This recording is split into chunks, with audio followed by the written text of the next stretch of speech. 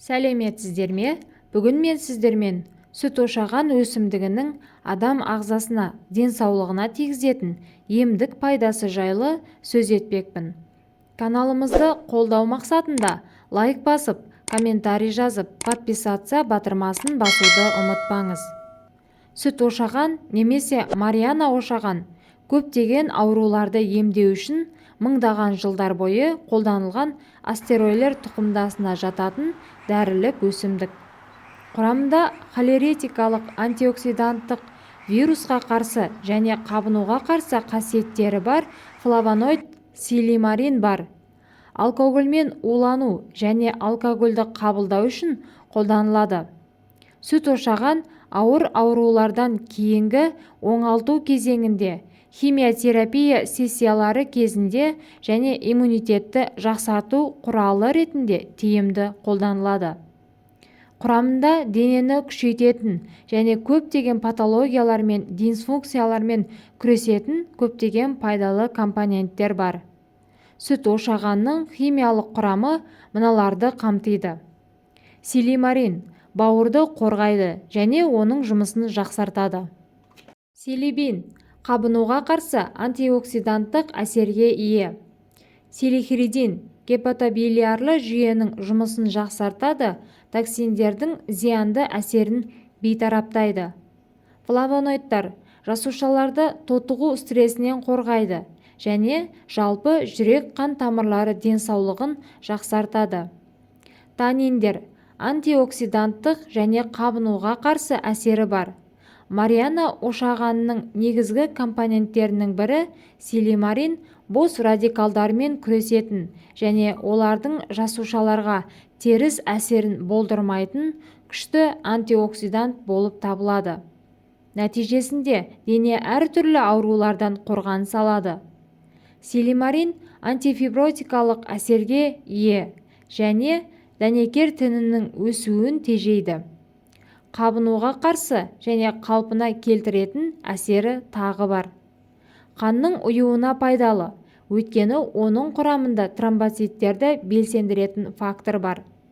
Силимариннің әсер ету механизмі: липидтердің асқын тотығуын тежейді, гепатоциттердің мембранасының бұзылуын болдырмайды, бос радикалдарды жояды, жаңа кешендердің пайда болуын тежейді. РНК полимеразаларды белсендіреді, тіндердің регенерациясына ықпал етеді. Зақымдалған жасушалық құрылымдарда фосфолипидтер мен белоктар аз синтезделеді, мембрана тұрақтанды және бұл жасушалық компоненттердің күшеюіне әкеледі. Гепатотоксикалық улардың жасушаларға енуіне жол бермей, простагландиндердің синтезі нәтижесінде қабынуға қарсы әсерін көрсетеді. Сүт ошаған құрамы витаминдерге өте бай. Әр витаминнің әртүрлі қызметі бар және олардың әрқайсысы ағзадағы белгілі бір жүйелер мен функцияларды сақтау үшін өте маңызды. Оның құрамындағы А витамині көруді жақсартады, тері мен шырышты қабықтың саулығын сақтайды, өкпені тазартады және иммундық жүйені нығайтады. С витамині дене жасушаларын зақымдаудан қорғайтын күшті антиоксидант болып табылады. Коллаген синтезіне қатысады, тері мен буындардың жағдайын жақсартады. Иммундық жүйені нығайтып, темірдің сіңуін қалыпқа келтіреді. Е витаминді тіндерді қалпына келтіреді. Жасушаларды бос радикалдардың зиянды әсерінен қорғап, қан айналымын жақсартады. В1 витамині глюкозаның сіңуін қалыпқа келтіреді.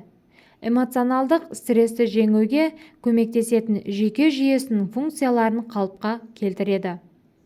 В6 витамині жүйке жүйесі мен жасушалардың сыртқы қабықшаларының қалыпты жұмыс істеуіне жауап береді. Ойлау қабілетін жақсартады. Тәбетті арттырып, нервтерді нығайтады. Жүрек ауруының даму қаупінің факторы болып табылатын гомоцистеин деңгейін төмендетеді. В9 зақымдалған жасушаларды қалпына келтіреді және антиоксиданттардың көп мөлшерін қамтиды. генетикалық ақпаратты қалыптастыруда маңызды рөл атқарады. К витамині сүйектер мен тістердің денсаулығына жауап береді. Кальцийді сіңіруге көмектеседі. Қанның ұюын реттейді. Дененің гормоналды деңгейін қалыпқа келтіреді. Ерекше дәрумендік және тағамдық құрамы өсіру орнына және қолданылатын дәрілік өсімдік бөлігіне байланысты болып келеді. Холестерин деңгейін төмендетеді. Химиотерапия кезінде жағдайды жақсартып, өкпе мен тері ауруларын емдеуде қолданылады. Қандағы қанттың жоғарғы деңгейін реттеу үшін көп пайдаға асыруға болады. Жұқпалы мононуклеоз, астма және аллергия кезінде де жағдайды жақсартады және симптомдарын азайтады. Дәрілік өсімдіктің бірнеше пайдасы бар. Қан айналымын жақсартып, қан тамырларының жағдайына оң әсер етеді. Уларды, саңырауқұлақ, тамақ, алкогольді бейтараптандырады. Ағзаны уақыт өте келе жиналатын токсиндерден тазартады. Мидың қартаюын баяулатып, екінші типті қант диабетінде қандағы қант деңгейін қалыпқа келтіреді. Ошағының құрамында кальций, магний, фосфор сияқты бірқатар маңызды минералдар бар. Олар сүйек денсаулығында пайдалы әсер етеді. Ошағанның құрамында әйел денесінде пролактин деңгейін арттыратын фитоэстрогендер бар. Бұл өз кезегінде емшек сүтінің өндірісін арттырады. Жиі бас ауруы, мигрен, бас айналу немесе жүйке жүйесінің басқа бұзылыстарымен күресуге көмектеседі.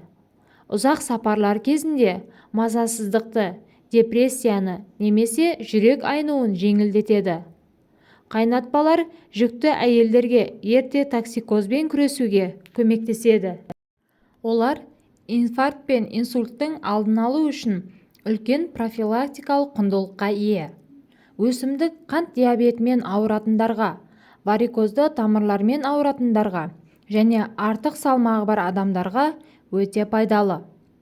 Онкологияға, химиотерапияға тағайындалғандар осы өсімдіктің қайнатпаларын пайдалануы керек. Остеохондроз, холецистит және панкреатит тарихы бар адамдар да қолданудың пайдасын көреді. Сүт ошаған дерматологиялық тәжірибеде кеңінен қолданылады. Көптеген тері ауруларын емдейді. Сығынды созылмалы іш қатуды жояды және колитпен күресуге көмектеседі. Тамақ ауруы мен фарингитке шаю үшін қолданылады. Жөтелмен күресу үшін қолданылып, бұл өсімдіктің тұнбасымен шаю стоматотит пен пародонт ауруларының белгілерін жеңілдетеді. Бауырды қорғайды және қалпына келтіреді. Бауыр ферменттерінің деңгейін өлшеу бауырдың зақымдануын анықтау үшін қолданылатын маңызды құрал болып табылады. Бұл ақуыздар соның ішінде АСТ және АЛТ әдетте гепатоциттерде болады. Кез келген патология жасушаның зақымдануын тудырғанда қандағы ферменттердің деңгейі артады. Ол қарапайым қан анализімен анықталады. Сығындылар АСТ және АЛТ деңгейін төмендетеді. Бұл гепатобилиардың зақымдануынан қорғауды көрсетеді. Құрамында күшті антиоксидант силимарин сары ауруды, циррозды, гепатитті, майлы дегенерацияны емдеуде тиімді. Биологиялық белсенді зат гепатоциттерді токсиндер мен бос радикалдардың әсерінен зақымданудан қорғайды. Бастапқы кезеңде бауыр ауруы анықталмайды. Олар уақыт өте келе дамиды. Фиброзды тудырады және ақыр соңында қатерлі ісікке, циррозға немесе бауыр жеткіліксіздігіне әкеледі. Сүт ошаған сығындысы майдың жиналуын азайтып, жасушаларды тотығу зақымдануынан және өлімінен қорғай отырып, алкогольдік және алкогольсіз май ауруымен байланысты қалыптан тыс метаболизмді өзгертеді. Қорғау механизмі липидтер алмасуымен және митохондриялардың функцияларымен байланысты гендердің экспрессиясындағы өзгерістерді қамтиды. Бауырды қорғау және қалпына келтіру үшін тұқымынан дайындалған ұнтақ қолданылады. Доза 1 шай қасық. 200 мл суды алып, 1 шай қасық расторопша ұнтағын салып, 1-5 минут қайнатып аласыздар. Содан кейін оны суытып, ішу қажет болады. Қабылдау жиілігі күніне 4-5 рет. Немесе 1 шай қасық сүт ошаған порошогын алып, 1-1 ара қатынаста балмен араластырып, оны шайнап жұтып жіберу керек.